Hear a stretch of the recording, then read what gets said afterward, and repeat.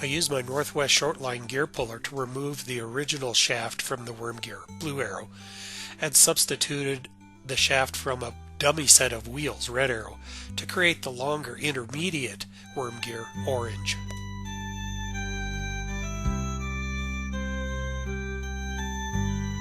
The red arrow shows the longer intermediate worm gear, and the orange arrow shows a small hole I'll use to connect power to later.